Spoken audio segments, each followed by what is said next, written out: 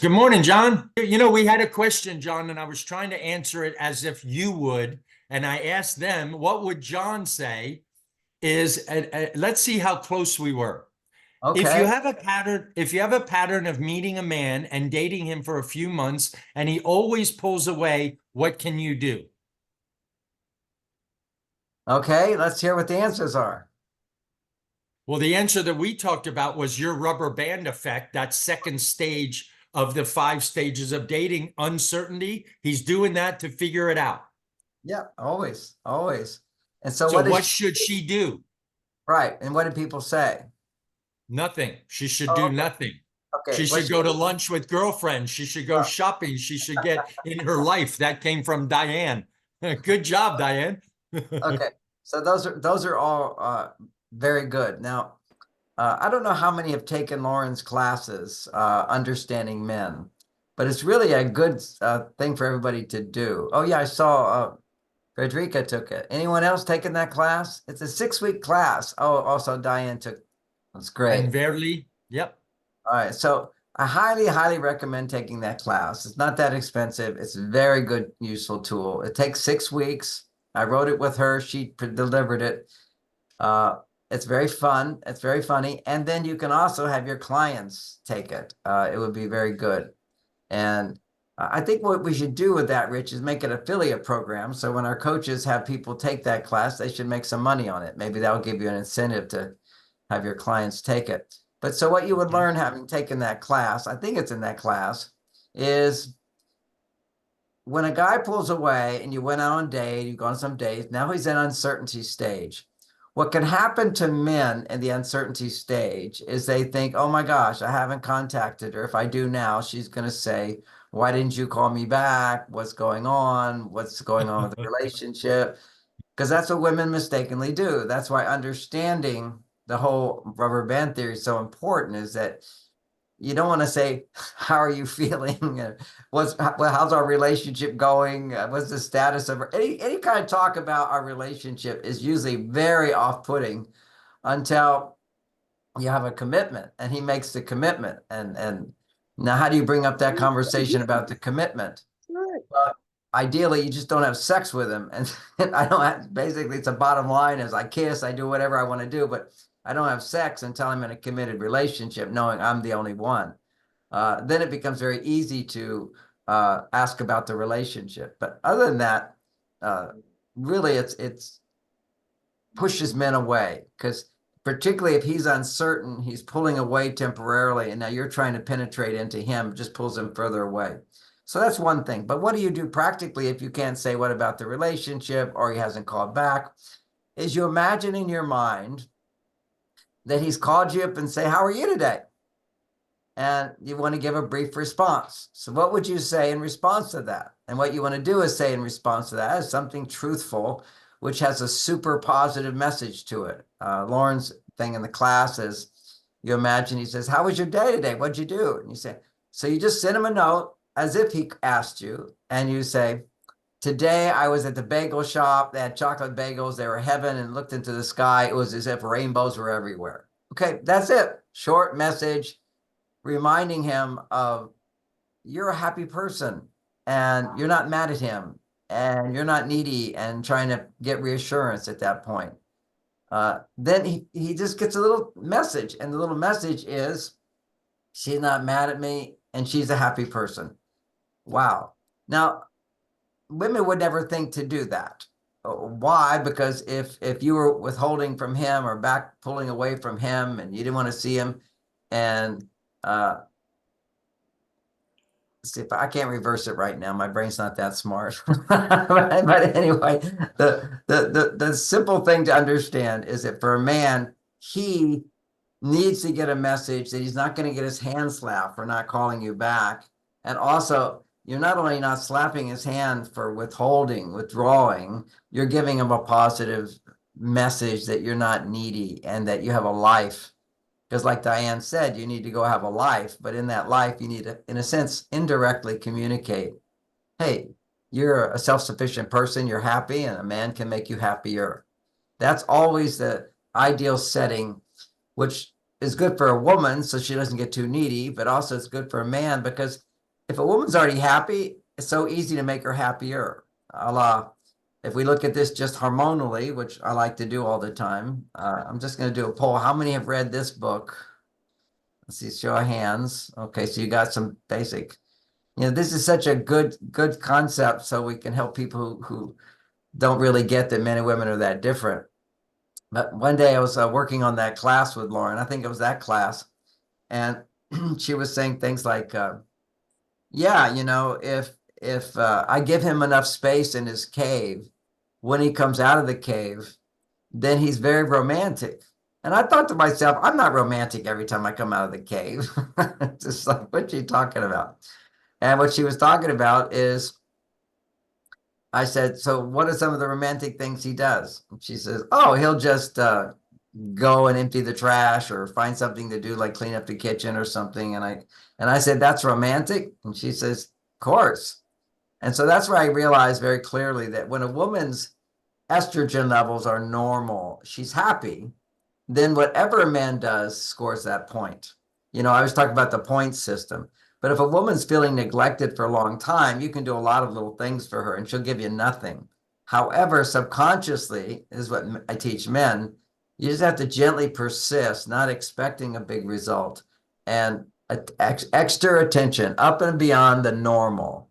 And that's really key. It's up and beyond the normal. It's what the British used to say, gilding the lily, just a little bit more than normal. So if it's normal that you've divided up all the duties, that he washes the dishes, then washing the dishes is not going to be a big deal. If he doesn't normally vacuum the house and he sees you're tired and he starts to vacuum the house, then that's an extra point. So that's just to know that for men, it's giving the message a little extra more than normal. Now, while I'm talking about this, I think of some of these guys that women are shut down to, and I'm counseling the man. And I'm teaching them the reassurance exercise, where the woman says, do you love me? And the man says, yes. How much do you love me? With all my heart. Do you think I'm beautiful? Yes, I think you're so beautiful. Are you happy to be married to me? So happy to be married to you. Are you glad that we got together? So glad. So whatever appropriate for that level of the relationship, she would be seeking reassurance. And it was a little confusing at first for me because and some of my clients, I tell the men to do this. He says, of course I'll do that. I do it all the time, and she seems to block it. And I said, that's the point. When women have resentment and a man says, oh, I love you. Oh, don't you see how good I am? It's like he's creating resistance because she's already feeling you don't love me. And so he's sort of giving her this, not so much a reassurance because she's asking for it. He's trying to convince her to not feel bad. So it's a subtlety, which is why for the reassurance exercise, I tell men, you don't say I love you. It's up to the woman to open up and say every day after one of those 4 hugs a day that we teach, those are the biohacks to keep her estrogen up. Another biohack is she initiates. Now, if she doesn't initiate, he can say to her, because, my own clients, it's the women who fail to initiate this. It's just, he's supposed to do it.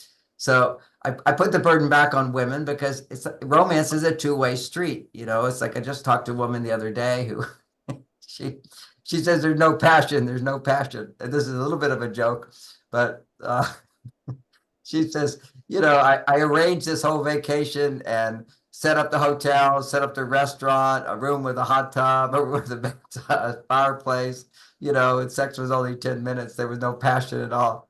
And I go, well, you setting up that whole thing is you being masculine. There's no way when woman is so ranging everything that a man feels any passion towards you. You have to be on your female side for a man to feel passion to you. But here's the funny joke is that she says, so afterwards, I was so disappointed. I just started screaming and I couldn't stop screaming. I mean, for a long, long time, I was screaming. I said, well, those are the screams that should have come out while you're having sex. But she suppresses all of her feelings. She got a new job. She's working really hard on a new job. And over 6 months, she's doing really well, making money. They're working together all the time. And she gained 20 pounds. She told me she gained 20 pounds. So I said, anytime women gain weight, it's one of the major reasons, tends to be always the reason, is they're pushing down their feelings, you see? And when you push down your feelings, you just want to eat, not because you're hungry. You just want to feel good. It's emotional eating is one of the big things, particularly for women, but sometimes for men. Emotional eating, ironically, puts fat on the body, and that then gives you estrogen.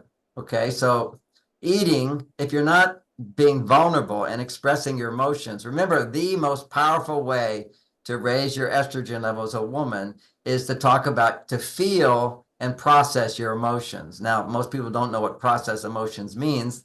That would be the more enlightened way to do it. But even just to feel your emotions and communicate your emotions is very powerful. But then if you communicate, and I'm talking about here, communicate, if you're stressed, you have to communicate negative emotions. You have to communicate, I'm so frustrated or so disappointed. I thought this was going to happen. I'm so worried. What are we going to do about this? What are we going to do about that? What are you doing here? You know, I feel so embarrassed, you know, I'm overweight, whatever it might be. You see, vulnerability is to reveal what you're really feeling inside.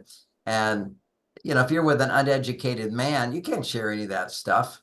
You say to a man, oh, I'm so frustrated about this. There's so much traffic. My response would be, not if I didn't understand women and what they need, would be, well, there's traffic every day. And you're the one who wanted to live here.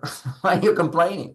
See, we all, all negative emotions are complaining. And all complaining produces estrogen. Complaining, which doesn't include emotions, actually identifying, saying to yourself, there's this emotion I'm feeling, is the most powerful estrogen stimulator. Being emotional also does produce estrogen, not as much, but owning it and identifying. And like, you know, I was in my men's group last night, and we take turns doing our little exercise on each other.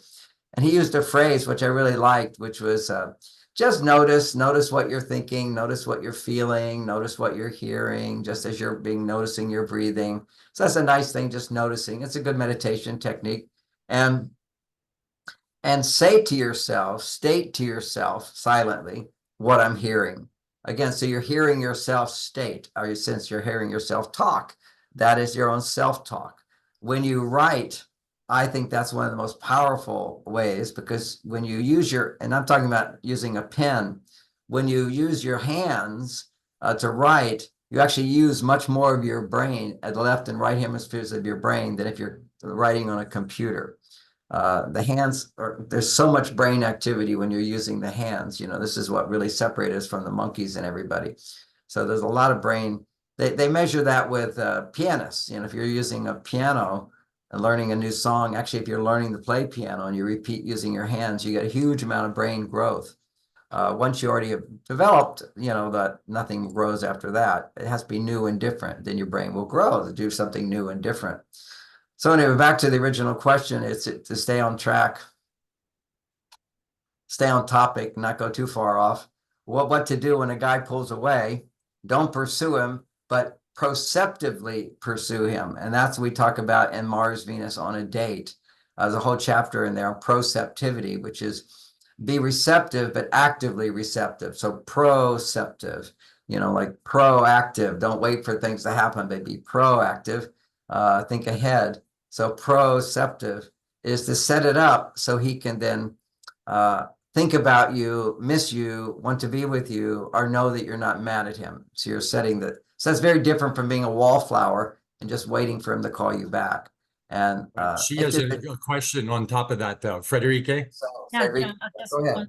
okay, so if the guy texts you, I have a very busy week right now. I have a lot of meetings and blah, blah, blah, blah, and actually just pull away. So what is your advice, just to pull away too, and maybe send him for your information message? Or Well, that's that's an FYI, as you already know, for just for your information only, which is you're not asking for a response or anything. Absolutely, he's busy.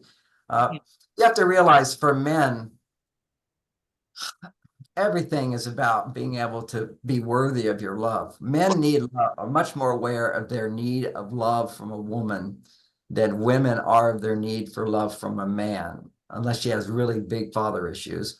But basically, women can feel love in many, many places. because what love is estrogen. Okay, so women need love. They have all kind of ways to feel love. They can, love getting their hair done. They can love their therapist. They can love their cat. They can love nature.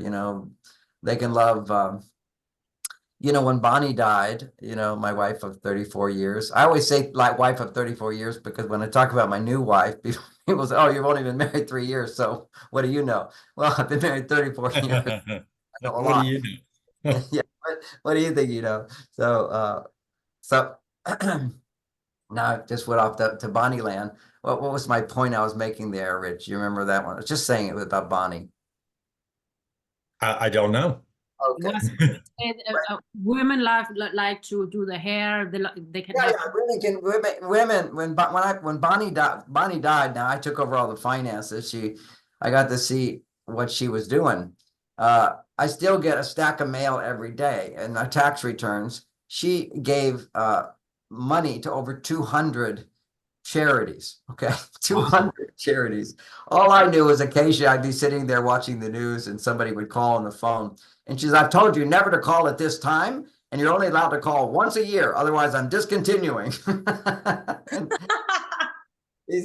had it all organized. But she would have all these people who would come to her house and she would sit and hear their charity and so forth. And she would contribute her money. So she was doing, in a sense, our children had grown up and now she was experiencing that a wonderful experience of unconditional love. Unconditional love is like the height of everything. For a woman to feel unconditional love is tremendous amount of estrogen. But when you have children and you don't have a husband, it's a big conflict because in order to have unconditional love, you need to have a conditional relationship, which is based upon somebody giving to you. And if they don't give to you, you leave them. Okay, that's the difference. You never leave your children unless they leave you and nothing you can do about it. But you don't ever leave your children. That's the unconditional love which is there. And you make excuses for your children as best you can. Generally speaking, that's the only place. But when you have this tendency towards unconditional love to your children, they need you. So it's not based on, okay, you do something for me, then I'll love you. That is the conditional love. You do something for me and I'll love you. Well, that's the point of a marriage is my wife does something for me that nobody else can do. And I do something for her that she can't do for herself. And so what she can do is based upon if we look at just the biology of this setting, not that everything perfectly fits because life is never perfect. But if you look at the thrust of civilization is women make babies. I just heard a little comment, which was there's 8 billion babies on this planet, and it was women who produced them all. Let's just remember that. But those women needed a man to produce those babies. And if those babies are on the healthier spectrum, the man stayed to help the woman raise the children because that conditional love of he was providing for her so she could unconditionally provide for her children. If she doesn't have a man providing for her so that she can unconditionally provide for the children, then she grows up these little children who feel hyper responsible or hyper irresponsible. It's the girls who tend to be hyper responsible. The mom will say to the girls, you have to help me here. You have to help me. You have to do this. You have to do this. And they feel mother's need. And so they want to respond and they become little men.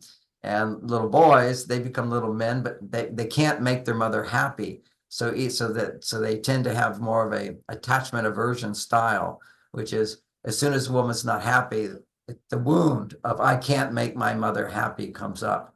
The girl doesn't have so much a wound of I can't make my mother happy. It's the male side of us that wants to provide for the female.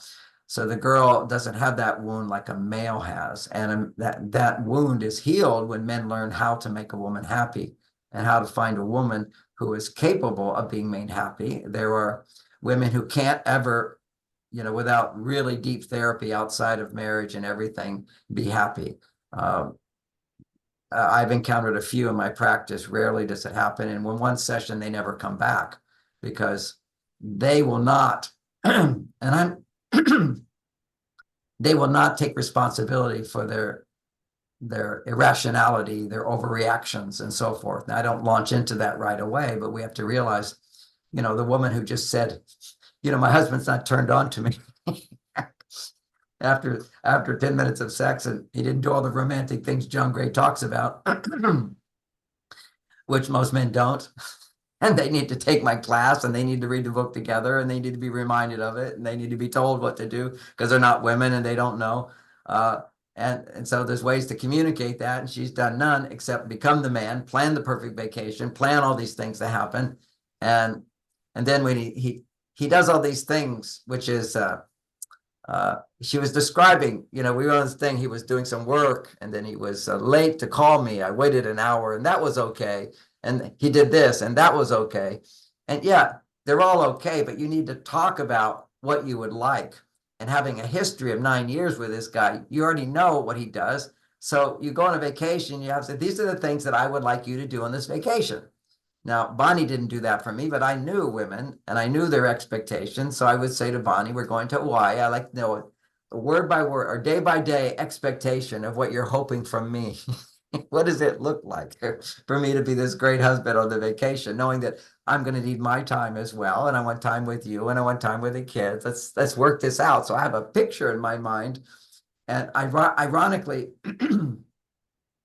my perception of that was that as she talked about it all, the picture is pretty much what I would normally do, maybe with a few important little touches to it, but because she sort of outlined it out, then she saw clearly that she was getting what she needed, because emotions can come up and down. And when estrogen levels drop, you go into a bias towards not enough, not enough. This is bottom line women. If their estrogen levels drop, it's going to be not enough. Bottom line men, when their testosterone levels drop, he's not enough, but he'll blame you for making him feel not enough. So there's our basic reactions that go on inside due to our hormones. And John, is that why women in menopause can gain weight? Because estrogen is so low? Absolutely. There's no question about it. See, their body needs estrogen, the body knows. And that's why women before menopause gain weight as well. Vicky came back from China. She was there. We're opening this is my act of love. This is my unconditional love act. I make plenty of money. I'm happy. I'm fulfilled. I've got my job. I don't need a new job. My wife, she wants to have her own company. And she goes to China to find Chinese manufacturers to build food trucks. And we're importing food trucks. And now I've bought 16 food trucks for her to have her kitchen. Wow. And she likes to cook. Okay. So she wants to cook her desserts. And this is her dream. So okay, look, who this is dream. I end up doing all the work. She says, have someone do it. Okay. But you know, I'm in a place in my life where I'm not needy to claim credit for everything. Younger men are, you know, they need a lot of credit. You know, I have enough validation. I don't really need credit. So I give her credit for everything. But the point of it is she's way on her male side. She doesn't have me every day holding her, touching her, adoring her, and doing little things for her. See, that's what keeps the estrogen up. She's Chinese, and you know, I can only speak about Chinese people from my experience, okay, of teaching there for 10 years. But ever since they went from extreme poverty to people riding in Rolls Royces, for certain people who got involved in the stock market there. It just went from put $10, you're now a millionaire. It just went crazy for people. So the amount of wealth that was there, it was like the Louisiana Purchase. You know, they had everybody get their wagons and say, okay, go. And whoever finds the land first, you get it. You know, so it's this crazy capitalist push of money, money, money, money. And if I missed out, and who's getting it and who's not getting it. So they're really, the women particularly are really into money, more so than ever before, because the women can make as much money as men. There's no restriction. And it's a real sad situation. I don't want to go into further with it, but here she is, a Chinese woman, and without the affection and the touching and the communication and the empathy, she would go back into this Chinese woman just making money thing and a state of fight or flight all the time, which she was before. You know, she had her own restaurants, she had her own shops, she had her own fashion shops. Then she and started doing health and started taking on women's issues. And then she was teaching women how to be happy. And that's how I met her. She's people say, why did you pick her as your wife? Here's a wife who wants to teach women how to be happy. I aligned with that. That sounds good Right to up me. your alley, John. And I'll have to say, when I met Bonnie, the second time I tried to marry before, she didn't want to marry me. I married somebody else, divorced that. It was role reversal, complete role reversal. I didn't understand about gender differences. Then marrying Bonnie. At the time, Bonnie had been reading a book called Fascinating Womanhood, which has some really good points about femininity. I think it goes a little overboard in terms of follow your man, it can go, but she was really working on not being the man in the relationship, which was very congruent with where I was working on, was trying to be the man in the relationship and her being the woman. Where those books go off is women not being able to share negative emotions. That's where Christianity goes off, where you're not allowed to share negative emotions. That's where the New Age concepts, all religions actually go. Women, the whole Chinese culture is based on women suppressing their negative emotions and not having any sex drive. It just kills your sex drive. So coming back to women in menopause, which your question is, this is a time where naturally your body stops making as much estrogen. And normally, if she hadn't been in role reversal, her adrenal gland would be functioning and she would be fine. And her adrenal gland would start making the amount of estrogen that she needs to make in order to be happy and fulfilled at that age, and also have a sex drive. There's no elimination of sex drive just because a woman has menopause.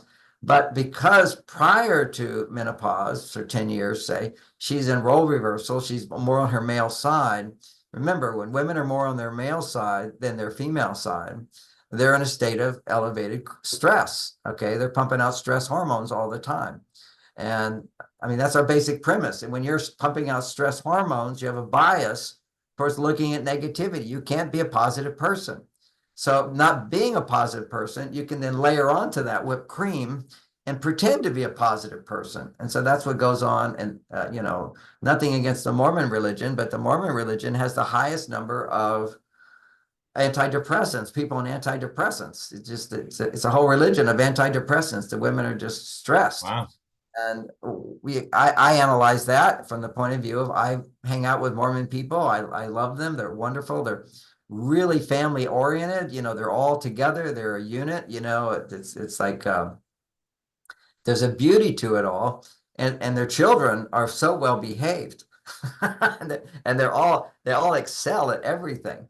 Well, that's kind of like the Chinese kids. They're all well behaved because they're highly disciplined, and there's a lot of pressure in order to perform, and so they have all this anxiety. And so the anxiety is there, is the pressure to perform is your male side. So when women have the pressure to perform on their male side, and they don't have our knowledge, which is, okay, so you're on your male side, how to come back to your female. So once Vicky's back here, and I'm making love to her, I'm holding my arms, I'm driving her in my car, I do things for her all the time, little things, the things I'm teaching, these biohacks, suddenly she's now losing weight, because she doesn't feel this feeling, because she was telling me, she's in China, I just feel like I have to eat until it's painful. Until the belly won't hold anymore. You just have to, that's called stress eating. And so this other woman, she took on another job, and now she's really busy. Her husband's working with her all the time. They have no distance. So he basically tried to explain to her, we need separation time in order for me to miss you, and then I can feel passion towards you. And then I added it as well. If you're overweight, you can't feel as much heartfelt passion, because basically it's a little subtlety here, but it looks like this. Anything that induces estrogen that's not healthy for you interferes with your ability to make estrogen in a healthy way. And the way you make estrogen in a healthy way is depending on your partner. And if you don't depend on your partner, remember, it's depending that produces estrogen. And you're depending on your partner in a healthy way means you used to be able to depend on a man for money, and that would be a healthy way to produce estrogen. But now when you make your own money, you're not fully depending on your partner to make money the way before. So what do you depend on your partner for? you depend upon them for a new level of emotional support. Because if you're way on your male side, you're neglecting your female side, the estrogen will go low and you'll have negative emotions. So you have to feel your negative emotions. And, this is what's so great about my marriage is that I'm processing my wife's negative emotions all the time, and she thinks, how do you know everything I feel? Because I'm a therapist. I understand that if you're frustrated, you're also disappointed. If you're angry at me, it will pass very quickly if I don't react to it. And then I have to say, well, are you afraid I don't love you? Or afraid I don't care? She'll go, well, yes. How do you know what I'm thinking? How do you know? I mean, and then she gets depressed, thinking she wants to teach women how to be happy in China. And she realizes that she is so happy now because of me. And she says, there's no me, there's no John Gray in China. So then recently I've told her that no. Any woman, once she learns, she can pull out John Gray and that man, because I'm no different from those guys, except I have knowledge. And you just have to use your femininity, how to ask for what you want, how to reveal what you want in the inside. And she realized that because she saw how quickly she came back to her female side and suddenly felt all this whole level of happiness and without all the food cravings and all the things she was feeling there. It's because I said, look, I'm very conscious, at night. This was the first example she had. It was a cute little example because she just gets back and she says, quite often she'll say to me after she gets into the bed, she'll say, oh, would you get me water? Okay. Now most husbands will go, well, why don't you do this every night? Why don't you bring water to the bedroom?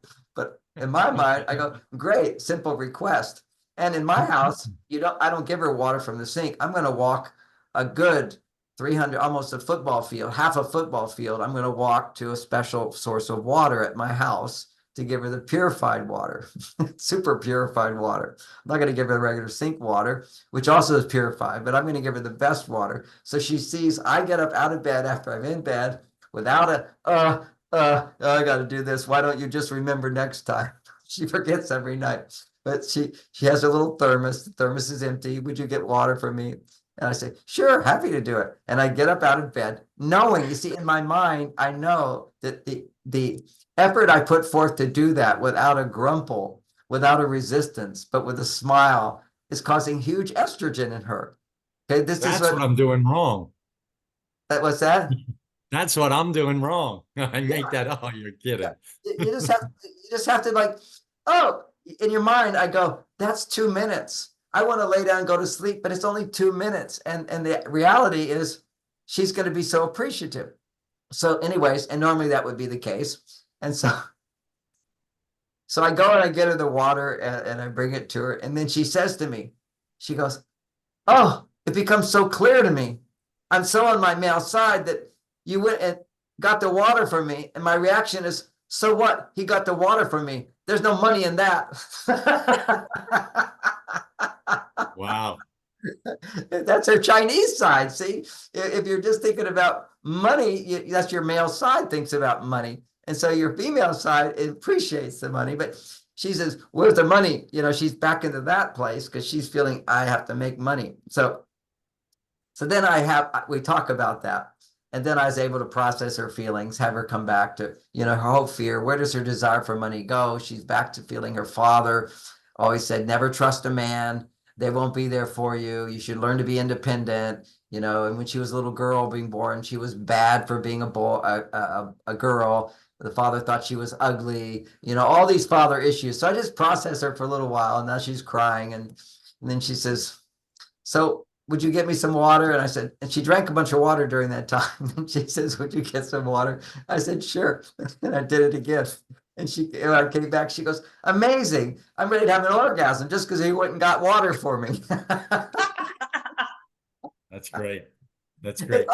It's all where she's coming from. It's just understanding this. Now, can men do that now? No, they have to be taught how to do that. But if she was to know how to do that, then all she would have to do is just say to me, I realize I'm having these issues coming up. Would you just listen? You don't have to ask questions. Just understand where I'm coming from.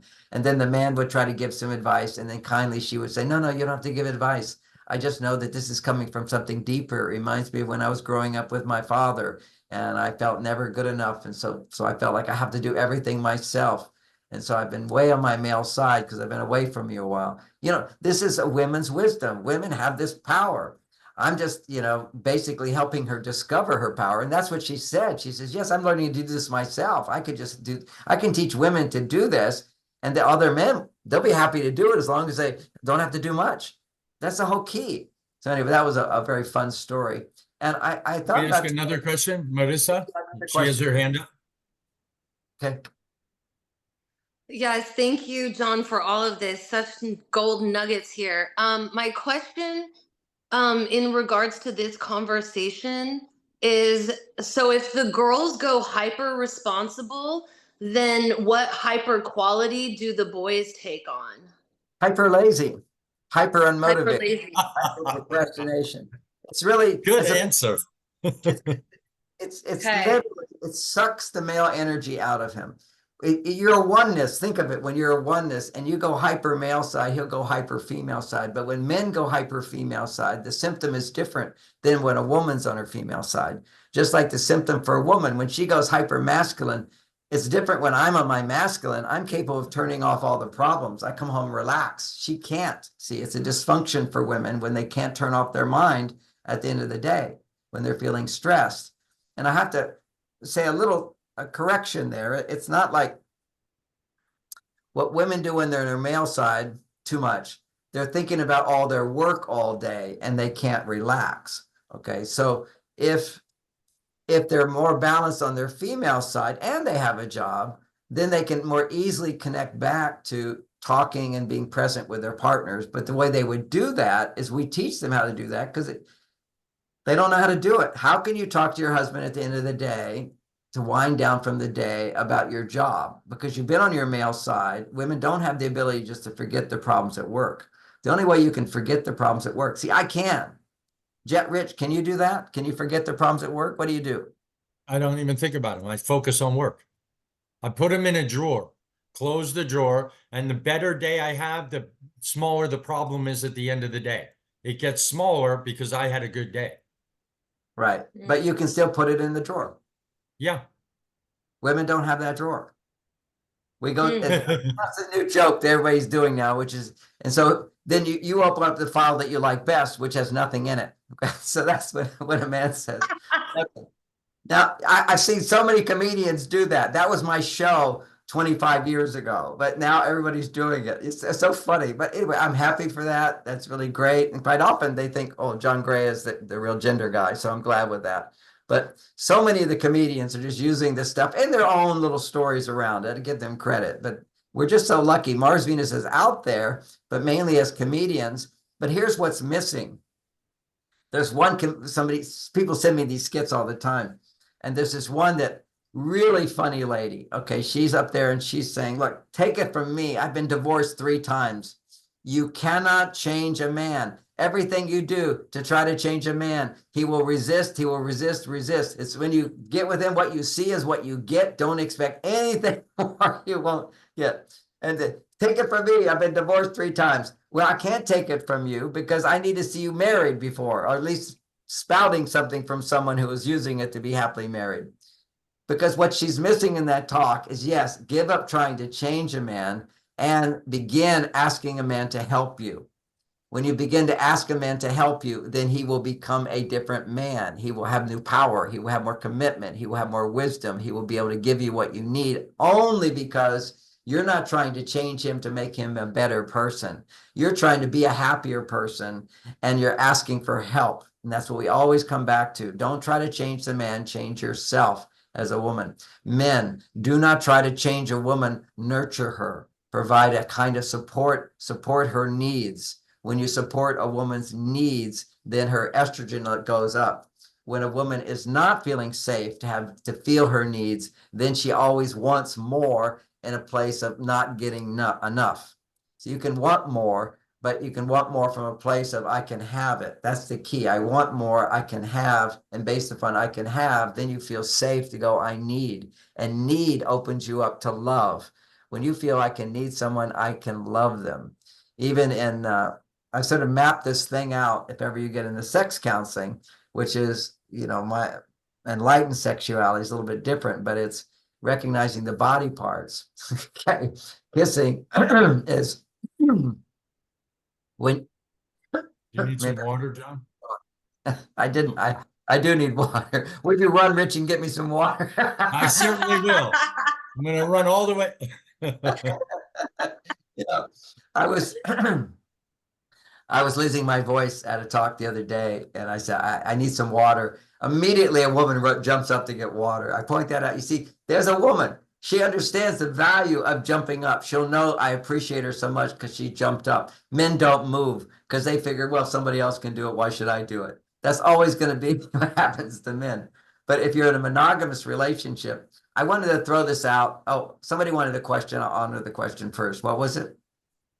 Melissa?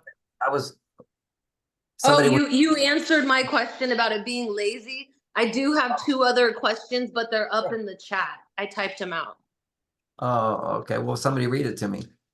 Yes, hold on one sec. Marissa, Question. you asked Okay. I this didn't know one. if you wanted to switch topics yet. So But let me elaborate more on that topic, because you'll hear a lot where women say, my husband has no energy, he's lost motivation, and so forth. There's 2 reasons for that.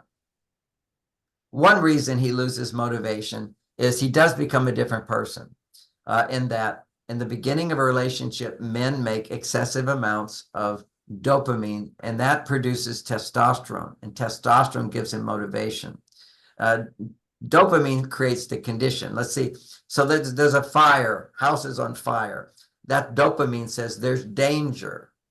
Now, that danger raises his testosterone to be motivated to do something. Now, all of the literature, they don't have as much discernment as men. They just know that dopamine is pleasure, dopamine is reward, dopamine is motivation. So I break it down into the pieces because I understand myself. So I have motivation when there's a need. Okay. When there's a need, if a need doesn't get fulfilled, that's danger. That's what dopamine is. Whenever there's danger, and we know that the dopamine goes to highest levels for both men and women when you're in danger. Now, so the testosterone then comes into play in men, which gives him the motivation I can do. All right. So if there's danger and there's nothing I can do, I'll run the other direction. I fight or I flight, I fake or I fold. And this is the 4 reactions that people have to danger if you can't handle it. So for men and testosterone, it's always about, is there something I can do?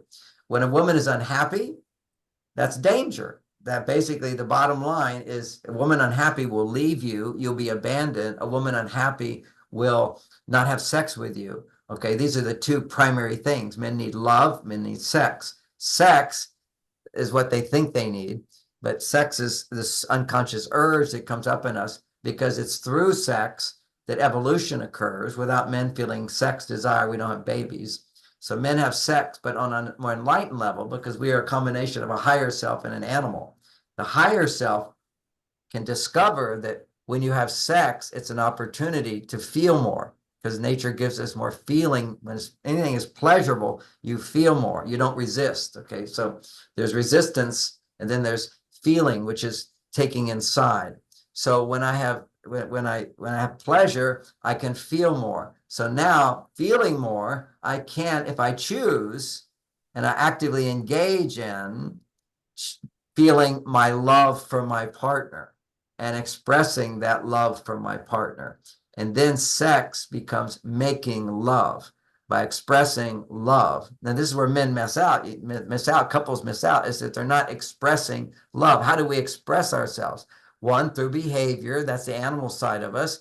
But then the whole movements and the body doing its thing. I mean, but what allows us to integrate the divine into the sex, or the higher self into sex, is when the man uses the pleasure that he's feeling just enough, not too much pleasure. Don't drink too much. Don't eat too much ice cream. Just enough pleasure in order to feel. Then using your new power to feel and express the love in your heart. So that's the whole transmutation of the sexual energy into the divine energy, which is making love. And that's, once again, it's done by the female has a huge role in that, which is at least the process that I use for the female have the role in that, is first of all to express her happiness, and that's making sounds, and every women fake sounds and men think you're having an orgasm, let's say. So sounds is part of it. That sounds have to be authentic sounds, which tend to be the cosmic sounds of oh, ooh, and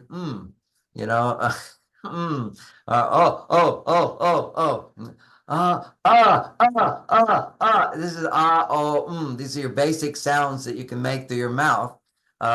Those sounds are very natural to be making, but you have to allow yourself to express those sounds. Don't just fake it.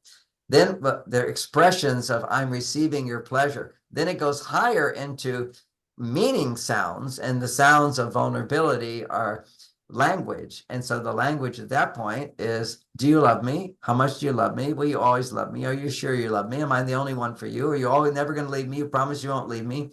And if you go higher into your estrogen, then you have the opportunity to go all the way back to your childhood.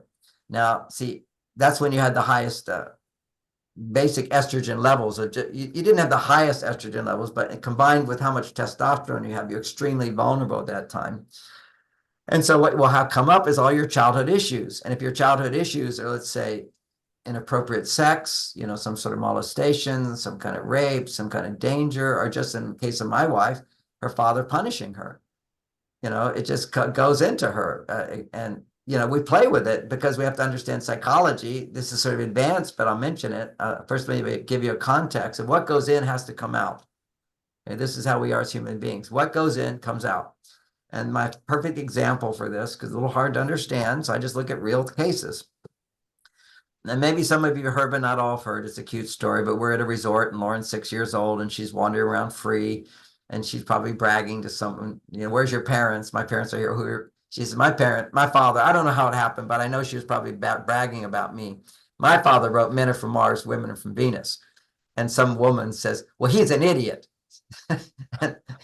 and so probably said, I don't know what else was said, but he's an idiot, because Lauren came back to the hotel room with her hands on her hips at 6 years old. She's coming up the pathway and she says, Daddy, you're an idiot. You're an idiot. You're an idiot. You're an idiot. All that woman's stuff, okay, who doesn't like me and hates her husband, projects that onto me. He's an idiot. He's wrong. All that goes into my daughter. Then when she sees me, she says, you're an idiot. You're an idiot. And then I said, well, sweetie, what is an idiot? She goes, I don't know, but you're an idiot. Okay, so that's the child being. Okay, negativity comes in, it has to go out. And my wife, Vicky, she was punished as a child by her father, which is actually very standard in China. Standard when I was growing, actually, but more so in China. I mean, literally, it's very common for men to beat their wives and to beat their children. It's just horrible. And so we'll be at a certain point in sex where she's all the way back to her childhood. And then she says, I just want to punish you. I want to punish you. I said, okay, go ahead and punish me. Have her beat me on the chest, jump on top of me.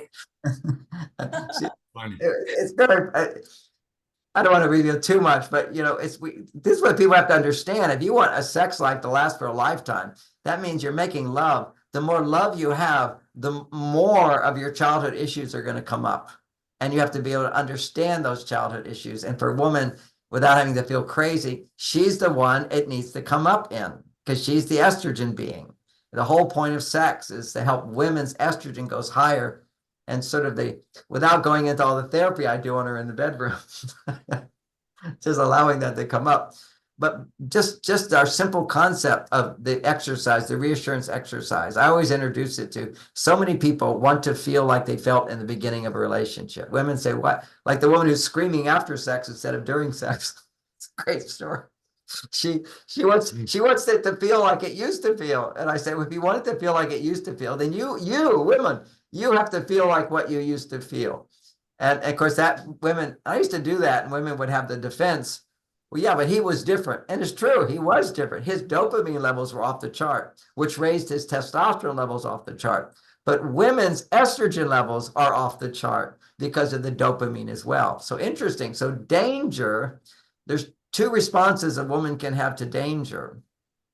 One response a woman has to danger is, if I'm all by myself and there's danger, which is the workplace, I'm all by myself, it's up to me and I'm in danger, then you make testosterone to protect yourself. There's no man to protect you. So I'm in danger, so I do it myself. So that's one kind of testosterone that goes up. Then there's another kind of testosterone that goes up, which is, first of all, I'm in danger, but I have a man who loves me, who cares about me, who protects me, who prioritizes me. So I'm in danger, but I'm also safe. That's the magic formula for the highest estrogen levels. I'm in danger, but I'm also safe. Because you can't really feel safety until it's safety. I feel safe is a reaction to being in danger, but not in danger. It's like at the car. I talk about men, the best foreplay is driving a woman in the car. Car is subconsciously, a woman knows her life is in danger if a man's driving. Okay, that's why they can want to get instructions, they get complaints, they're in danger. Okay, they're not ever going to be their best self when they're in danger if they don't feel you're taking care of them. So if she's in danger and you drive in a way that makes her feel safe, her estrogen levels will go so high. So it's great foreplay. It's also a way for her to feel good. And I would purposely drive a little dangerously just so she could raise her hand. Our technique was, if she feels I'm driving too fast, she just grabs the handle. That's a biohack. Instantly, just like I go get her water, instantly, I say, oh, happy to slow down. And I put my hand on her thigh. I did that for you. And she says, I know. And so this is this little sweet moment of acknowledgement of love. Now she has to play the game too. Romance is a two-way street. You know, I put my hand on her thigh and said, I'm happy to slow down for you. Or I did that for you. And I'm happy to do that. You know, that's me doing something for you. She could respond, well, you should drive that way. You were driving dangerously. You should be prepared. You see, then it kills everything. It's the you shoulds that kill everything, which is why I was mentioning before, it's the little things beyond the normal. Because once you split up duties in the household, then you don't get extra points for that. You just lose points when you don't do it. And so you have a setup of points. Of what you do. And so again, it's the same thing when it comes to making money. As soon as the women are making money, then that negates any extra value that he makes money. Yeah, well, you look what I worked so hard today. She says, I worked harder than you. Do you know what it takes for a woman to make more money? Which, by the way, we should all be clear, all of this old-fashioned propaganda from 30 years ago. Women make more money than men by 30% for the same job now. That's the government statistics. This is old stuff about women not making as much money as a man. 30% more if she's college educated and she doesn't have children. This is what's going on. So women have such opportunity today. Now, when you flip the script, there's also another truth, which is if you look at the lowest paying jobs, women will take on those lowest paying jobs if they're pregnant without a husband. And that's just the fate of women who don't have relationship skills. And now there's new propaganda that I'm not mentioning to anybody else because it's too harsh. But what they're saying now that based on what they've seen with the statistics, the average 50-year-old woman in 30 years, she's going to college now. And when she's 50, 50% of the women will be single and childless. And have cats. And have cats.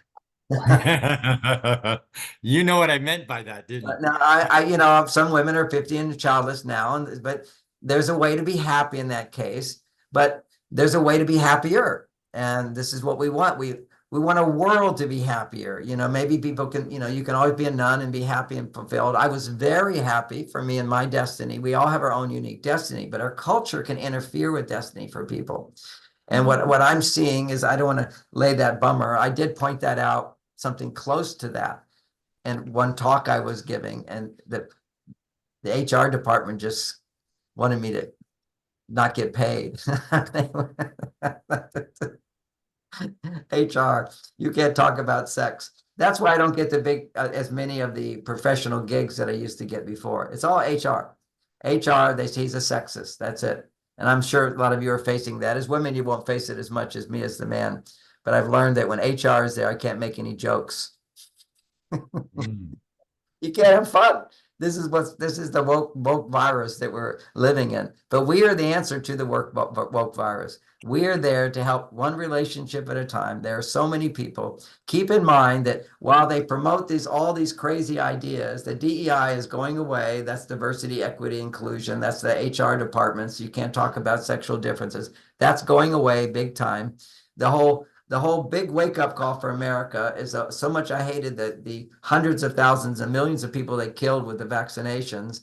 The flip side of that is people in America are waking up after that second booster, after the second shot. You know, when they did the shot, they said, oh, so many people are getting the shot. You had to get a second shot. Only 30% of Americans got the second shot. That's such good news. They don't tell you that. They did say a few times that's the research now showing that. But I remember when they were complaining to Congress, they're saying we have to mandate this because only 30%. I heard it. Okay, we have to the pharmaceuticals. We have to mandate this because only 30% of the people would get the second shot. This is horrible. But this is woken up. This has awakened people to the woke virus, that you should just believe the government, believe in all this nonsense. So again, I have to shift from the diversion of talking politics. Excuse me for any offended.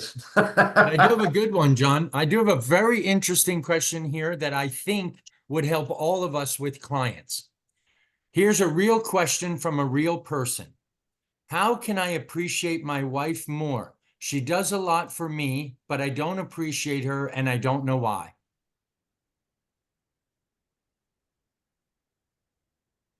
Say it again. How can I it's a real question from a real person. How can I appreciate it's a real man. It's a man. Yeah. I just took his name out. How can I appreciate my wife more? She does a lot for me, but I don't appreciate her and I don't know why. Okay.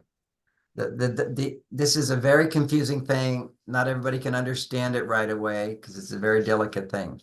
If you go to my chart on what do we need to produce estrogen in women, we need to respect women.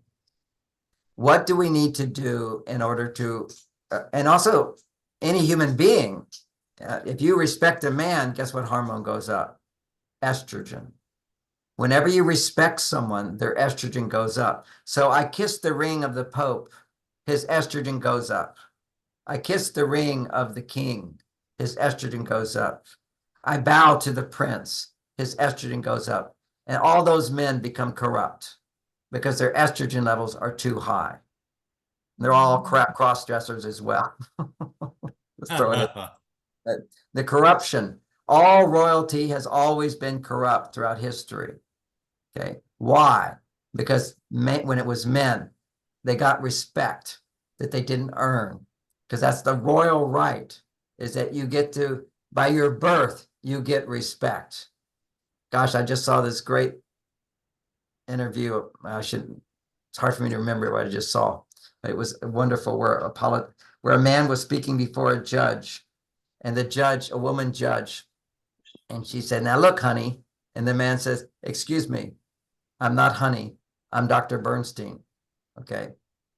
That wasn't his name, but your name just came up. So I said, I saw that. I saw that, John. I saw that video. Said, my name's Dr. Bernstein. And then she says, well, you're going to have to earn that. He said, why or something? He says, because it's a notation of respect.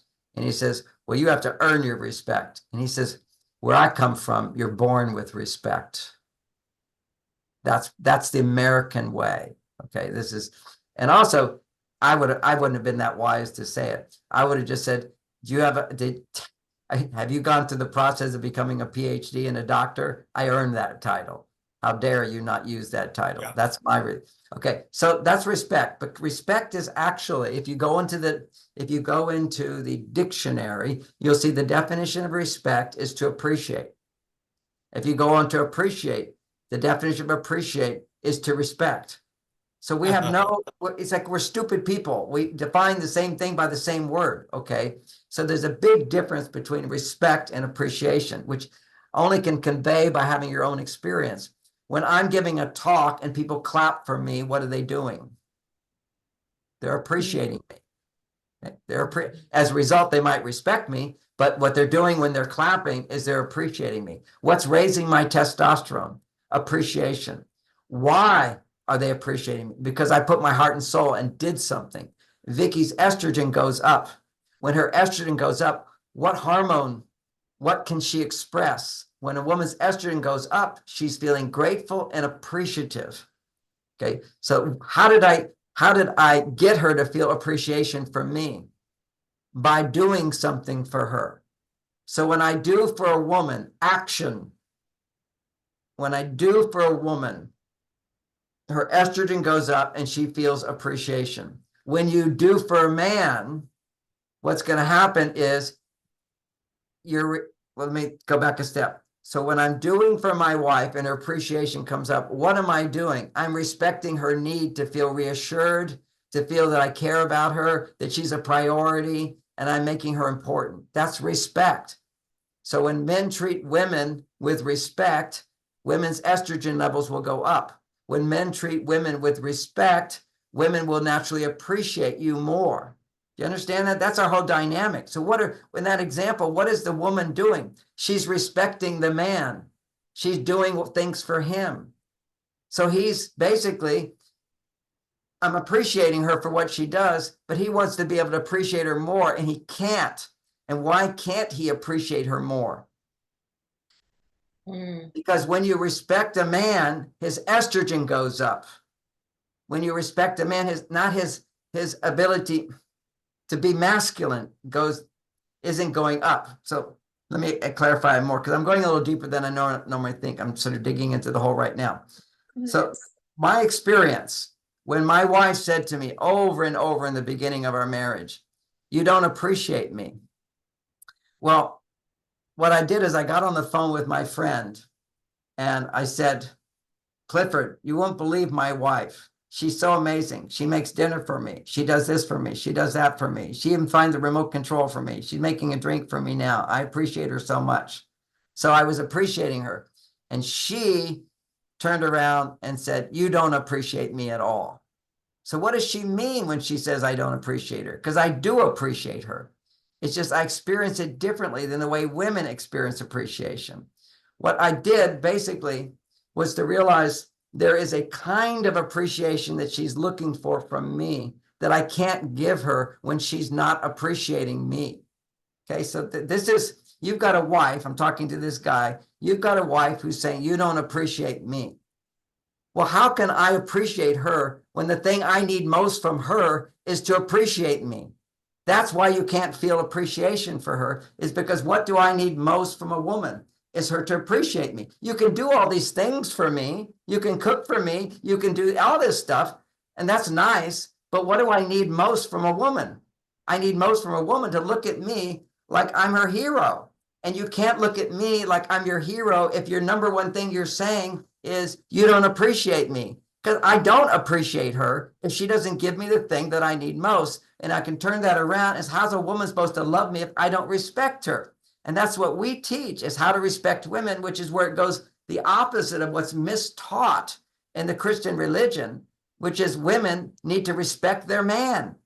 You know, respect your man. No, appreciate your man. And the only way you can appreciate a man is to ask for help and to make sure he's providing the help you need. That's when you appreciate people the most.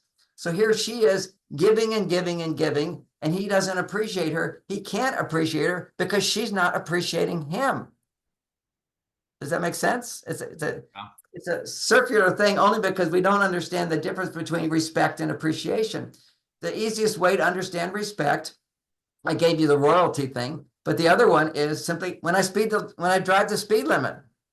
If I'm respecting the law, what do? I drive the speed limit. But if I'm respecting people, I treat them nicely.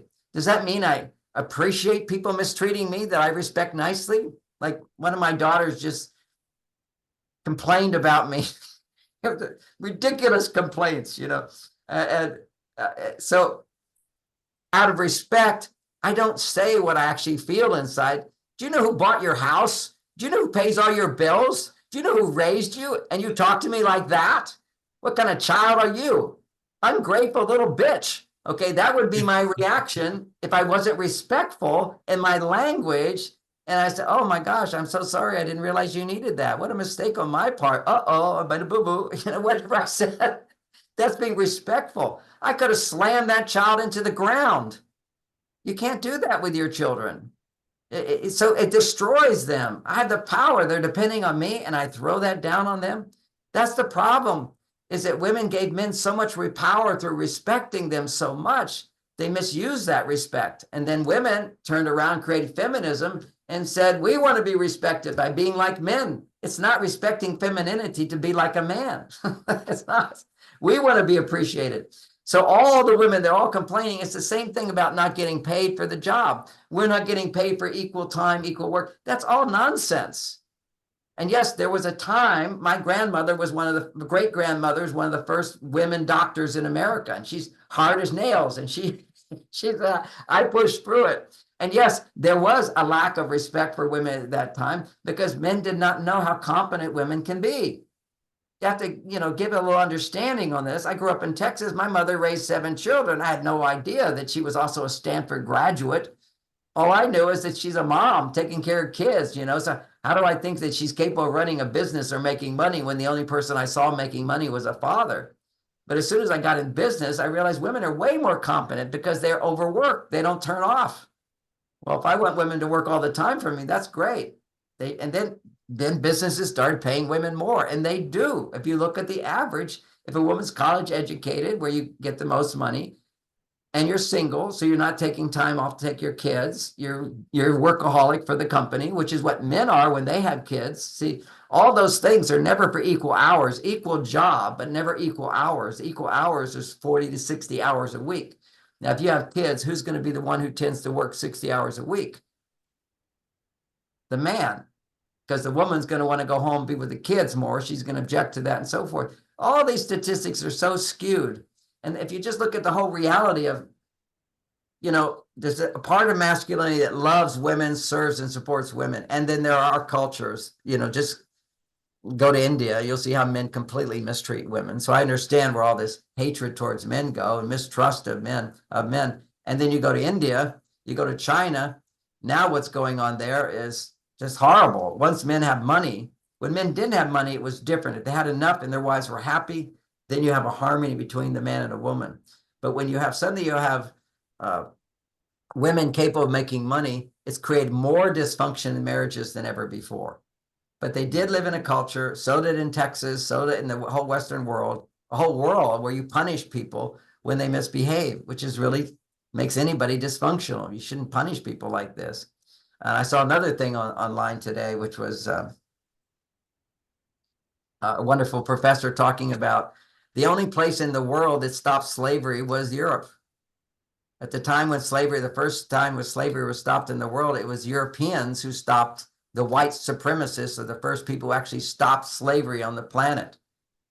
And then you ask people, was Abraham Lincoln who stopped slavery? Was he a Democrat?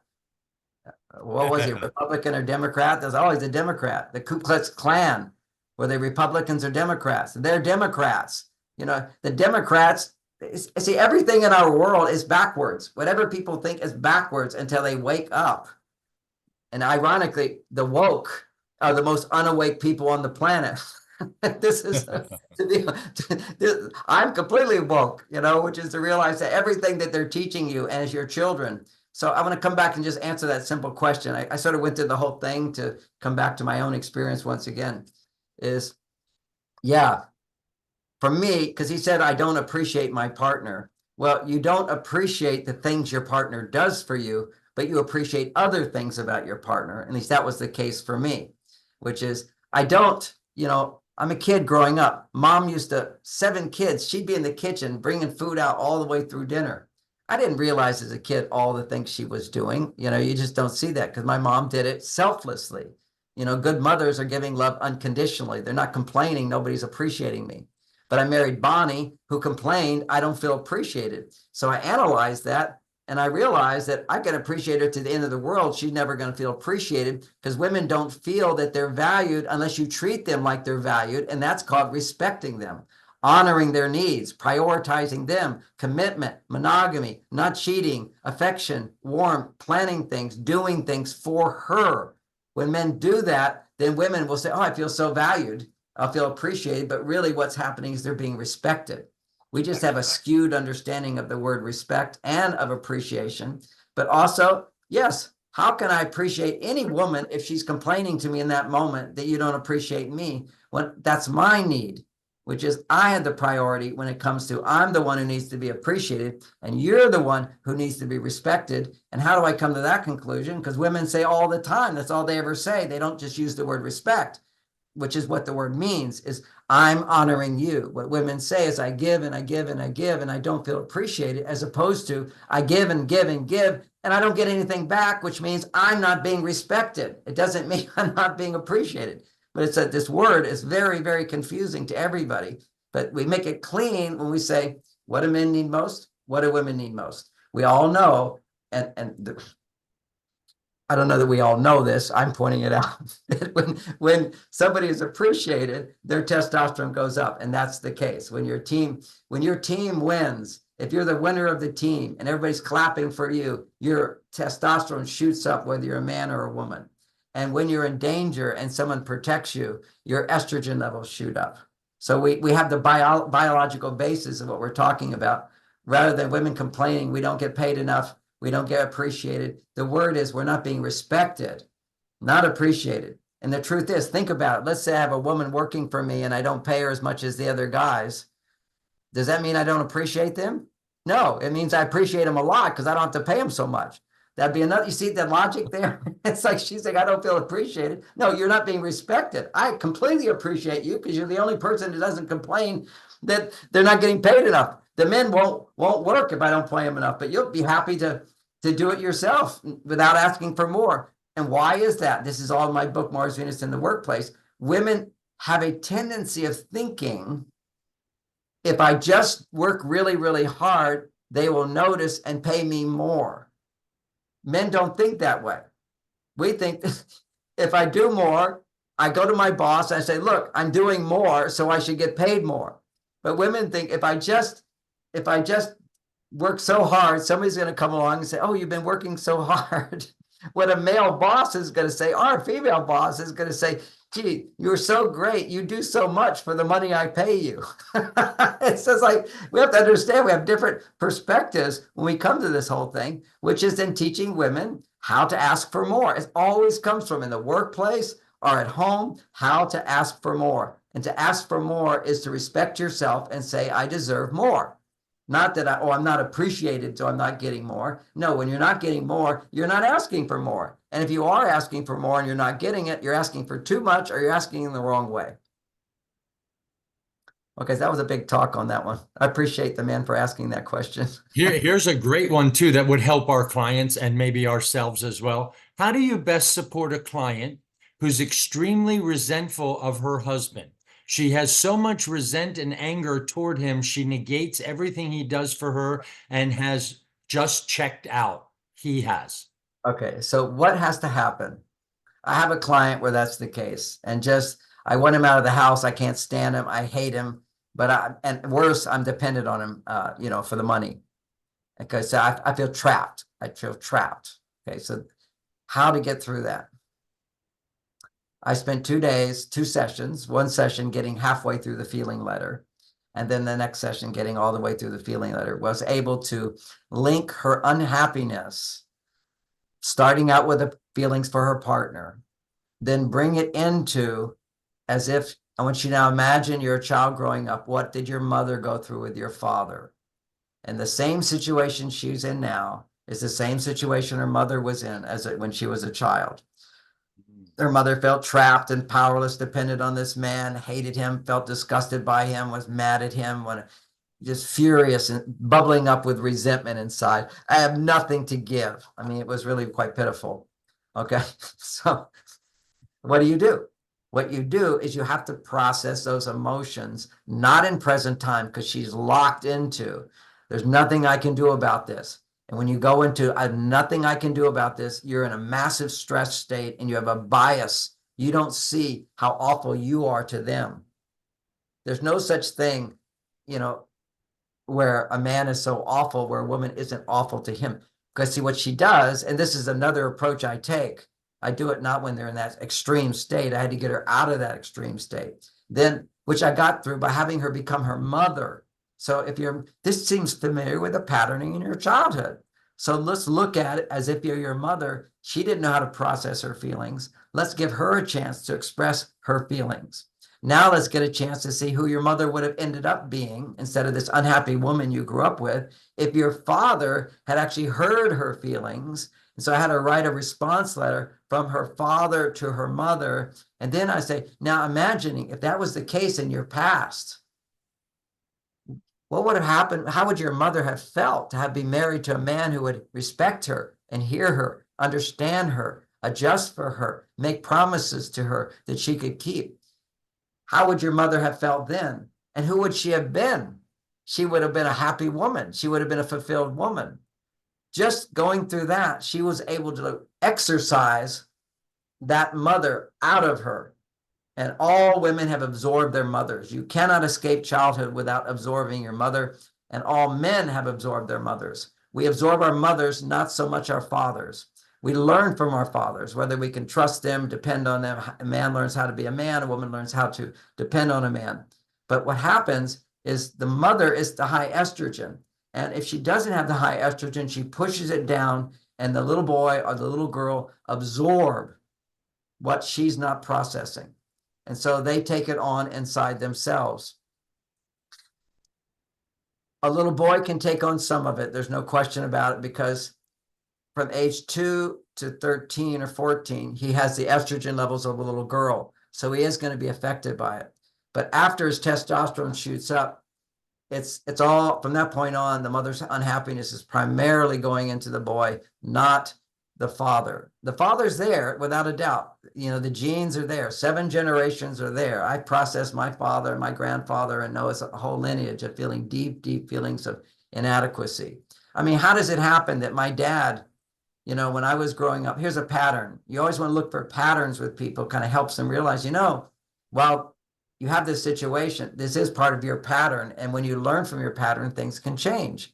So that's just a concept. It doesn't mean a lot until people actually experience that they are really feeling the pattern. And you realize that all of your stuff, and this is when you go into the depth with people, if they have strong emotions, fight or flight emotions, that's rage, that's hurt, that's scared, that's shame, all of that stuff is all absorbed by the parents. That's unconscious.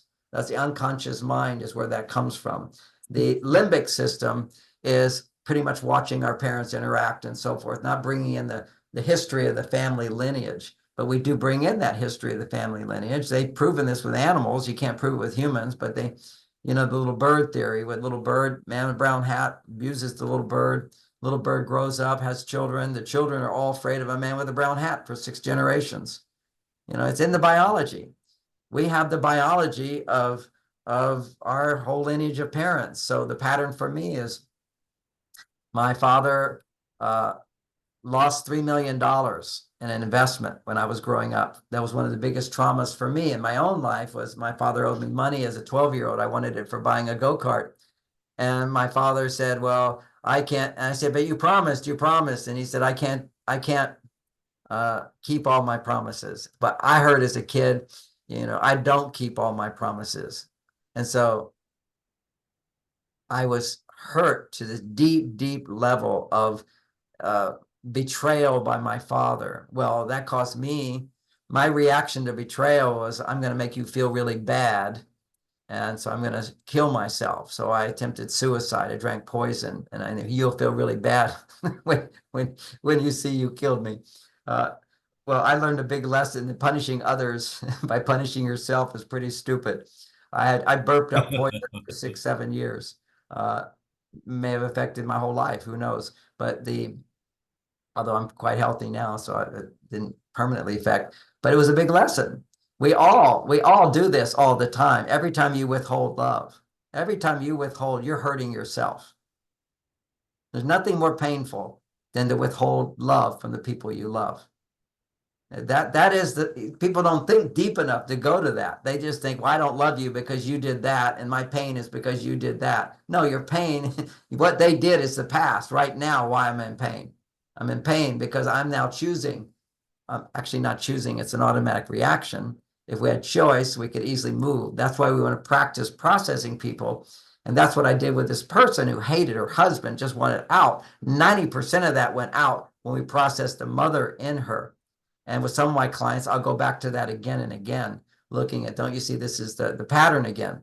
For me, I see the pattern in me, which is my dad lost $3 million. Well, when I had $3 million, I lost that too by fraud. My father was defrauded. I was defrauded, lost $3 million. I did it again. I lost $3 million. I did it again. I lost $3 million. I make it and then lose it, make it and then lose it through fraud. But what's my big lesson to learn, which was my father's big lesson to learn, is you can't trust people.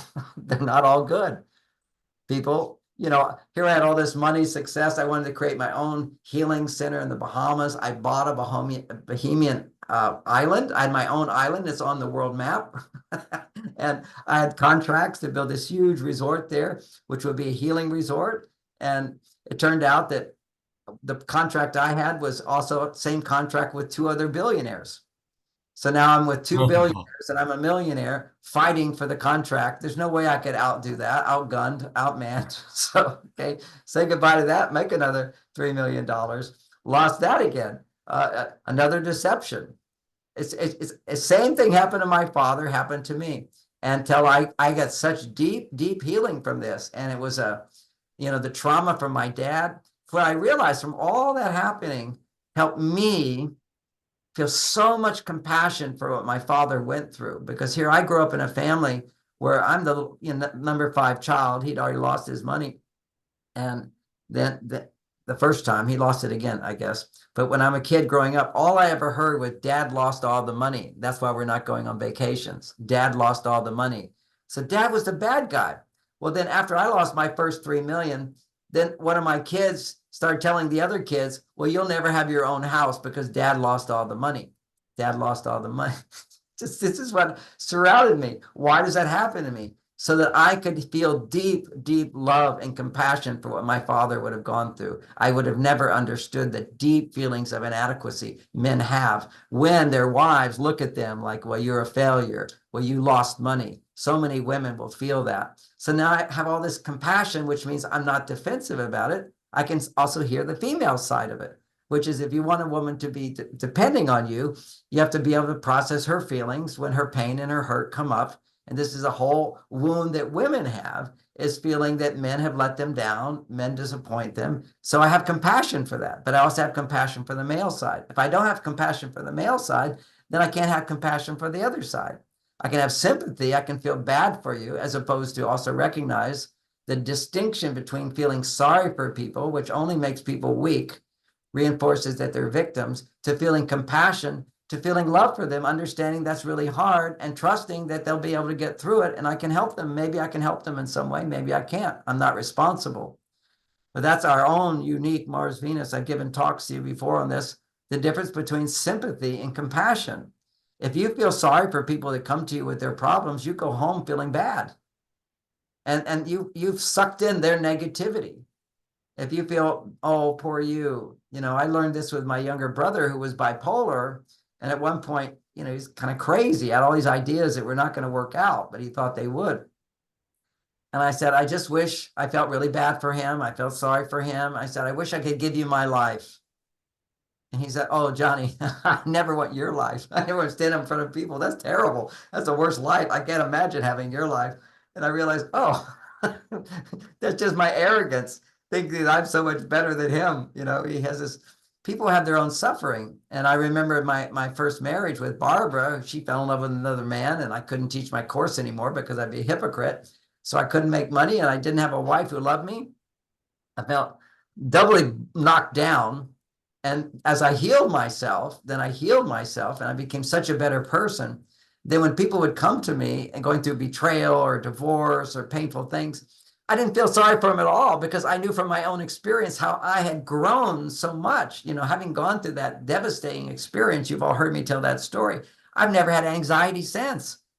I went through that. I walked through hell. That was the most hellish experience ever, which is, to have your source of income knocked out, not knowing what you're going to do next. And also to have your first love devastate you by, falling in love with another man when you're over here being pumped up as an expert on relationships. It was knocked down, devastating, walking through hell. Made it through by learning to process my feelings. So you have this woman who hates her husband. She's got to process her feelings. And when you're ever in those intense feelings, it's 90% is about your childhood. And for that woman, 2 days, she told me, wow, it's like completely different. And he has changed. And I said, now just practice not asking for more for 30 days. And she said the relationship is mind-blowing. Because first she had to stop asking for more because he was so used to her asking for more in a tone of voice that said, you never do enough. And it'd be the same thing that man was talking about, is his wife saying, you don't appreciate me. And he's being fooled into thinking he doesn't appreciate her. If he wants to talk to me, I'll point out that, of course, you appreciate her. It's not like you hate her. It's just that how can you appreciate anybody for what you need most when they're not giving it to you? And what men need most, we're hungry for appreciation. And we have to take action. So this is, I want to talk about a few things here that I wanted to talk about. Just want you to know, 5 minutes, John. I promised Helena, you have a call coming up. No, it's you have a call coming up. No, And she also- told me 11:45 that John has a 12. No. Who's that? Let me see. I have a couple questions. Okay. It's those questions. I'm looking at my calendar. Let's see. She only told you that because she knows 11:45 could be. We can go to, Okay. if you could go to 12, I can go to 12. Okay, No. I can. I have a 12, but yeah, I can go to 12. Great. Marissa? He thinks it's such an important call that doesn't want me to be late. Oh, You're important in the next call. Okay. Marissa? thank you so much, Sean. I'm so appreciating this. Marissa Inez here. So in my guided messages from Yoni Meditations, I begin them with a Taurus field meditation. I have a client who is pregnant and wants to know if it is safe to breathe the light up and down her energy centers from the heavens down into the earth, and wanted to know if this is pushing her womb energy out. I explained that it is not the same as Kundalini breathing. It's not breath of fire, which is definitely not safe for pregnant women. I said, allowing God's light energy into your body is not the same, and you're just easily breathing in and exhaling. Completely safe. Completely safe. It's the best exercise for women. But I want to know, where did you learn Taurus meditation? Pardon? Where did you learn to do Taurus meditation? I learned it from Dr. Robert Gilbert, and it is changing my life. And He's so good. Everybody can learn from Dr. Gilbert. Yeah. He's Gilbert.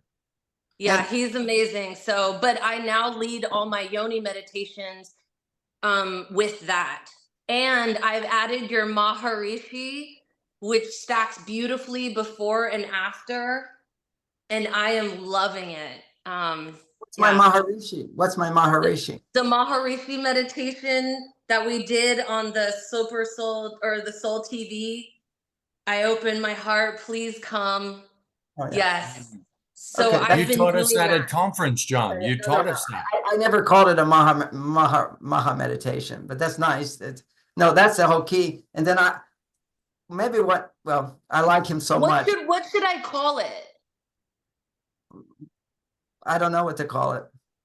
I like what you said, Maha meditation. We'll call it that. It's a great invocation. It's a Maha meditation. That's great. Thank you. I always wondered what to call it. Now it's called the Maha meditation. And now, Dr. Gilbert, you can see him at, what's it, Gaia TV? Is that the one where you saw it?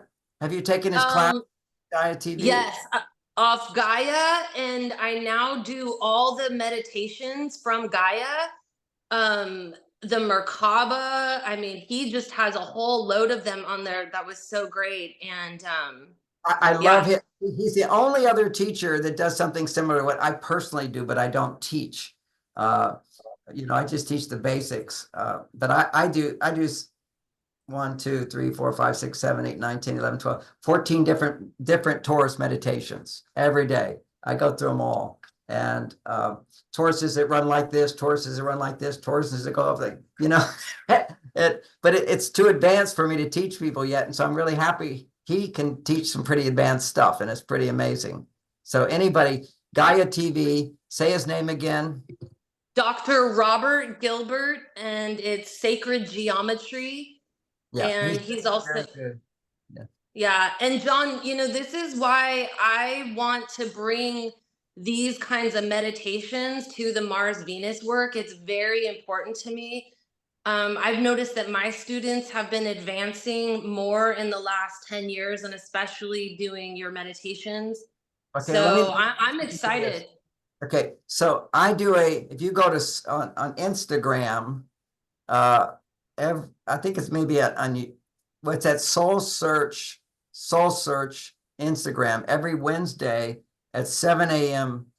California time, I do a 1-hour meditation of 32 levels. No, actually I do just 26 levels of shifts. I don't do it in terms of the Taurus. That's a little too complicated for people, but literally just I go through those levels and give a word for it. So you go through each level. I do these beautiful little prayers. They're really, really nice. It always takes an hour. I just open my eyes in an hour each time. I do a little teaching beforehand, so because people are coming in late, but it's really a wonderful experience. And the other day I thought I would listen to one, and I had a better meditation than when I lead it. So it was really, really good. So I think number 9 was my favorite one. But there's healing ones where you process your emotions. Because see, a lot of people can do, like even Gilbert, okay, if you look at him, he's not anchored in his emotional being. He has no emotion at all. I can't imagine him having sex, to be quite honest. He's in his spiritual bodies, which are really great. But you have to also integrate the spiritual down into the emotional, into the passionate, the life force energy. And that meditation is like the first 2 or 3 I did with Soul Search. And they have all 9 at their website, or 10 I've done so far with them. You process, you go in a meditative state, and then you use the elements to draw out your anger, to draw out your fear, draw out your sadness. You know, this is the groundedness that I bring to everything, which is bringing the divine down, which is what she's doing. And what I do in my meditation on Wednesdays is bringing the energy down, then bringing it up. And I just do it 3 times. You go down 6 times, up 6 times, down 6 times, up 6 times, down 6 times, up 6 times. And then I'll bring them up 7 above and 7 below. That's my meditation. But usually I'll just bring them up and down 3 times. And when I was a young yogi, I didn't understand any of this stuff. I was just doing my basic TM meditation. What would happen in my Kundalini awakening, it would take sometimes 6 hours, sometimes 10 hours, sometimes 15 hours, just allowing the energy to flow up through every center 3 times. Then when I came out into the world, it was like I bring my energy up and have to bring it all the way down through the centers, then bring it up and then bring it down through the centers and bring it up and then down to the thing. And that's like 3 loops. If you look at my Mother Mary statue, there's a snake that wraps around 3 times. You know, it's the 3 times up and down. So ways of looking at that. So yeah, circling energy is really good. And I might have lost about a lot of people on that one, but I wanted to share with you something about I don't know if I've done this, but I'm giving my talk right now at these Soul Search places, which are, the talk is Love, Romance, and Longevity. Did I talk about that last time? No.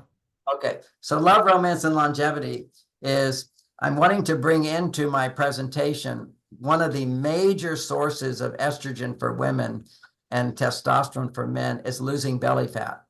And, you know, I know Ellen came on and she talked about isogenics. So then that's my joining isogenics, being renewed in it. But then I did the program of protein pacing. If you can see, I've lost 2.5 inches in my waist in 3 weeks.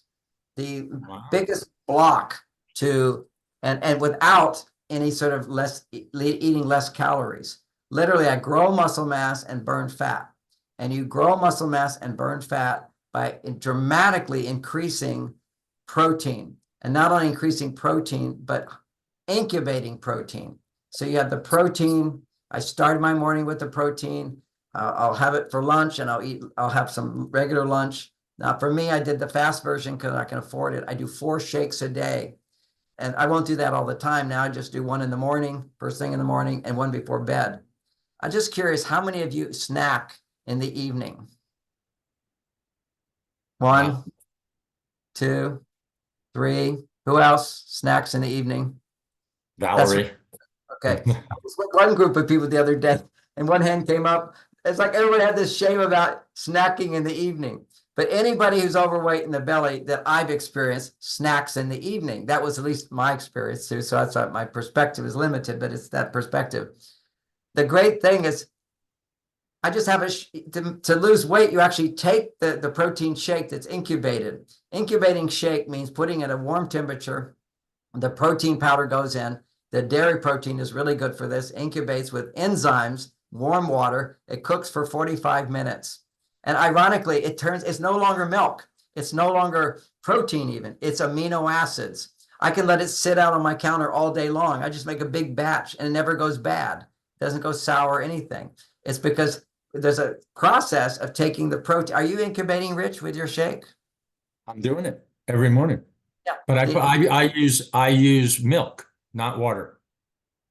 Don't use milk. Just use water. I would suggest, if you want to get the biggest results of incubation, because milk has too much casein in it. Milk is 90% casein, and you don't want to have that much casein in your system. You want some, so they do have some milk powder in those shakes, but you have it's the right balance to incubate and get almost 95% of the amino acids out of it. Any kid with ADD, ADHD, if they were to start their day with a shake, just have a shake before bed. For their size, it wouldn't be as big as adults. Their ADD will be gone. And if you do the super minerals along with it. Something else I just learned, there's a whole book now out on lithium. You know, lithium orotate is my major supplement I recommend. The other major supplement I recommend is nicotine patches. If anybody has ever had the COVID symptoms, the long COVID, nicotine patches is proving to be very, very helpful for that. Well, it turns out that cigarettes have a lot of awful chemicals in them that cause the addiction, not the nicotine. And now they're saying nicotine is really good to ward off dementia and to ward off Alzheimer's. Except you don't want to give them cigarettes because cigarettes have other toxic things in it, like over 200 chemicals that aren't good for you. But the actual nicotine itself is really, really good. A lot of long-term studies. Well, that's coming out. On the other hand, our government wants to ban nicotine. They're wanting to ban nicotine in Europe. Why would they be wanting to ban? Because they're corrupt, of course. They want everybody to get sick. So now you've got nicotine. Well, the book on lithium says that tobacco actually is a tremendous source of lithium. I think it's just so funny that I've been promoting lithium all this time, and also now nicotine. It's all the same thing. It all comes from tobacco. The American Indians would use tobacco in all their ceremonies. It's not hallucinogenic, but it's a healing ingredient. But anyway, with the lithium, along with which they also find is the lithium in the tobacco that is also helping with preventing Parkinson's and preventing dementia and preventing Alzheimer's. And as you know, it was the amino acid therapy along with lithium that allowed me to cure Parkinson's. And now they're backing it up with more research showing that. So this is like so amazing. And everything that cured Parkinson's also cures ADD. And ADD shows up in women as overwhelm, an inability to stay focused on one thing. You don't have any choice of where you put your focus, which is once again why regular using the feeling letter exercise develops the ability to choose what you're feeling. You can choose to feel anger, you can choose to feel sad, you can choose to feel fear, feel guilt, shame, what I want, what I'm grateful for, what I'm joyful about, what I'm happy about, what I realize, what I understand. You're choosing to go different places. So that's what we're developing people, is the capacity to choose what you feel, not to make up what you feel, not to suppress and pretend or just focus on the positive and ignore the negative. No, you choose to look at whatever you're feeling, and then to choose to look at what else you're feeling and what else you're feeling. So we're actually increasing the ability to choose how we want to feel, to choose what we want to do. And ultimately that choosing what you want to do is the freedom from addiction. Women's greatest addiction is the addiction to overwhelm, the addiction to focusing on negativity, the addiction to complaining, or the addiction to food. All of those things I just mentioned are big boosters of estrogen. Men's major addictions are to procrastination, or to porn, addiction to sex, impersonal sex, not sex with someone you love. And that's the talk I'm giving on love and longevity. One is, we know that the major determining factor of how long you will live is, do you have hormonal imbalance? And the major factor that's contributing the hormonal imbalance, besides the other things we commonly know, is men that get this belly fat. And I lost 2.5 inches in my belly fat, something that I've been doing intermittent fasting for the last 15 years, eating 1 meal a day, thinking I'm doing the very best thing. And then if I even had a cup of ice cream or something, it's like I gained 2 pounds. I had a big cup of ice cream yesterday. I didn't gain anything. I was shocked. What's the difference? My metabolism is back to being like a young man. And that was just well, it's been a month now, but I'm not doing the full program. I'm just having the shakes in the morning, shakes at night, and maintaining my ideal weight. So this is such a good thing. It also frees me from eating any snacks or any time of the day. One of the biggest things that keeps us overweight is eating snacks, whether it be snacks at night or snacks between meals. What the protein pacing program's about is 4 hours to 5 hours between meals. Protein, 35 grams of protein, 4 hours, 5 hours, another 35 grams of protein. And you can eat along with it, you'll still lose weight and you build muscle mass. So I'm going to tell you something which is very funny, is that I noticed when I was losing the weight, now I'm not losing any weight, I'm just maintaining. So I'm not burning a lot of fat at all. But while I was quickly burning fat, what I noticed is I had more gas. So I thought, what is this about? Because I know I have healthy digestion, so I don't have gas, except a little bit when I'm in the bathroom. So, but I'm wondering, what is this going on? So I had this idea, I went online and I found the truth, which is that when you burn fat, where does the fat go? You think it kind of goes out your colon or something. No, it doesn't. Where does the fat go? What happens is oxygen combines with fat, okay, and releases carbon dioxide and turns into water. So fat turns into water and carbon dioxide, gas. So while I was burning all this fat, I was actually having all this gas. And one of the reasons people gain weight is just the fact that they don't breathe out enough, okay? So when we have short breathing, if you snore, it means that you're not breathing out enough to breathe in enough. See, if you actually let yourself breathe out to the count of 10, say, suddenly you're gonna want to take a deep breath. It's when you empty out the carbon dioxide, then you can absorb the oxygen more. But we're shallow breathers. So a whole thing, I'll get into it another time, with so important for all of our clients is, in order to practice breathing from the belly rather than the shallow breathing. And then this wonderful book I recommend if anybody wants to read a fun book. It's called Breathe. Have you read that book, Rich? No. It's a great book. It's very fun. And it talks about all the systems using breath and all about breath and what's been going on in our culture and how we're such shallow breathers. We breathe, our chest goes up and down rather than our belly going in and out, the diaphragm. And so when you're not breathing properly, you're not absorbing the oxygen. If you don't absorb the oxygen properly, you can't burn fat. And so the whole point of exercise, when exercise helps, it's basically because it causes you to breathe more deeply. But for women particularly, if they're breathing in more, which they tend to do, and breathing out less, you're actually not burning fat, which is why a lot of women, when they jog and they do all that exercise, they don't lose weight. They're actually producing stress in their bodies. So the exercise to do is always a little bit more walking to cause your breath to be a little bit more than usual. That's the key. You can be talking to somebody while you're walking. That's the ideal. John, we appreciate your time so much. We learned so much, and I hope I see all of you in Bali with John. Oh, that's it's only a few months away. We'll do some great stuff there. Last time what we did, great. I processed a lot of people. And that's what you really need to see, is me processing people going through stuff.